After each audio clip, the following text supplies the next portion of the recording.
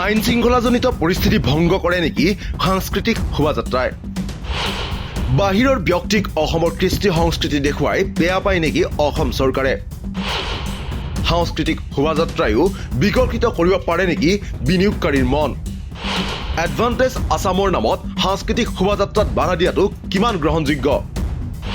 এয়াই নেকি অসমৰ কৃষ্টি সংস্কৃতিৰ প্ৰতি অসম চৰকাৰৰ প্ৰকৃত দৃষ্টিভংগী? কটনত চলি আছে বিশ্ববিদ্যালয় সপ্তাহ, ইফালে ৰাজ্যত চলি আছে এডভান্টেজ আসামৰ নামত বিভিন্ন প্ৰস্তুতি।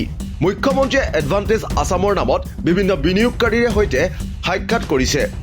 যি সময়ত অসমলৈ অহা লোকসেৱা ভৱনত সদগুৰুক আপ্যায়িত কৰিছে হিমন্ত বিশ্ব শৰ্মাই, তেনে সময়তে কটনৰ শিক্ষাৰ্থীসকলে বিশ্ববিদ্যালয় সপ্তাহৰ কাৰ্যসূচী অনুসৰি উলিয়াইছিল এটা সাংস্কৃতিক ৰেলী, য'ত অসমৰ বিভিন্ন কৃষ্টি সংস্কৃতিক তুলি ধৰি শিক্ষাৰ্থীসকলে কটনৰ কেম্পাছৰ সন্মুখেৰে উলিয়াইছিল ৰেলীটো। কিন্তু অনুমতি নথকাৰ দোহাই দি সেই সময়ত আৰক্ষী প্ৰশাসনে বাধা আৰোপ কৰে। কটনৰ দৰে বিশ্ববিদ্যালয়ৰ যিহেতু কোনো ডাঙৰ বন্ধ কেম্পাছ নাই, সেয়ে তেওঁলোকে কটনৰ সন্মুখেৰে উলিয়াইছিল এই সাংস্কৃতিক শোভাযাত্ৰা।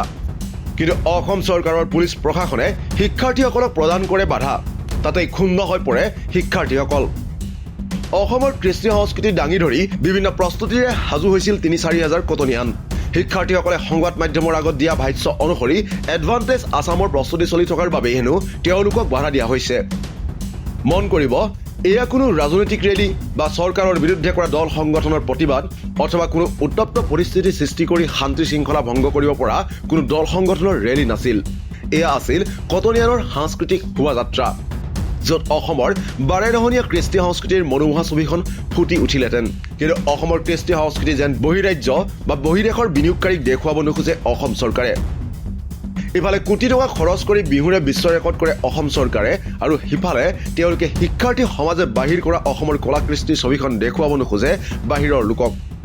উল্লেখ্য যে দেওবাৰৰ দিনটোত গুৱাহাটী মহানগৰত ভিৰ ভাৰ অন্য দিনকেইটাতকৈ কম হোৱা দেখা পোৱা যায়। মহানগৰীত এডভান্টেজ আসামেই চলক বা অন্য কিবা কাৰ্যসূচী চলি থাকিলেও কটনৰ সাংস্কৃতিক শোভাযাত্ৰাই আইন শৃংখলাজনিত পৰিস্থিতি উদ্ভৱ কৰাৰ উদাহৰণ নাই।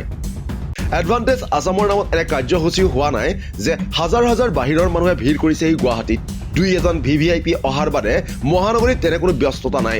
কটনীয়ানসকলে মহানগৰীৰ অন্য ৰাস্তাটো ৰেলী বাহিৰ কৰিবলৈ যোৱা নাছিল। ডাঙৰকৈ বন্ধ কেম্পাছো কটনৰ আজিকোপতি যিহেতু নাই, সেয়ে কটনীয়ানে নিজৰ বিশ্ববিদ্যালয়ৰ সন্মুখতে উলিয়াইছিল এই সাংস্কৃতিক শোভাযাত্ৰা। কিন্তু এই সাংস্কৃতিক শোভাযাত্ৰাত বাধা প্ৰদান কৰিলে আৰক্ষী প্ৰশাসনে। কটনীয়ানসকলে আৰক্ষী প্ৰশাসনক বিভিন্ন প্ৰশ্নৰে সেয়ে থকা সৰকা কৰে আজিৰ দিনটোত। সাংস্কৃতিক শোভাযাত্ৰাৰ বাবে কটনৰ ছাত্ৰ একতা সভাই অনুমতিও নিবিচৰা নহয়। কিন্তু এনে কি কথাৰ উদ্ৰেক ঘটিল আৰক্ষীৰ মনত যে কটনীয়ানৰ সাংস্কৃতিক শোভাযাত্ৰাই আইন শৃংখলাজনিত পৰিস্থিতিৰ উদ্ভৱ ঘটাব পাৰে? প্ৰশ্ন হয়, সঁচাকৈয়ে আইন শৃংখলাজনিত পৰিস্থিতি ভংগ কৰেনে শিক্ষাৰ্থীৰ সাংস্কৃতিক শোভাযাত্ৰাই? বাহিৰৰ ব্যক্তিক অসমৰ কৃষ্টি সংস্কৃতি দেখুৱাই বেয়া পায় নেকি অসম চৰকাৰে? এয়াই নেকি অসমৰ কৃষ্টি সংস্কৃতিৰ প্ৰতি অসম চৰকাৰৰ প্ৰকৃত দৃষ্টিভংগী?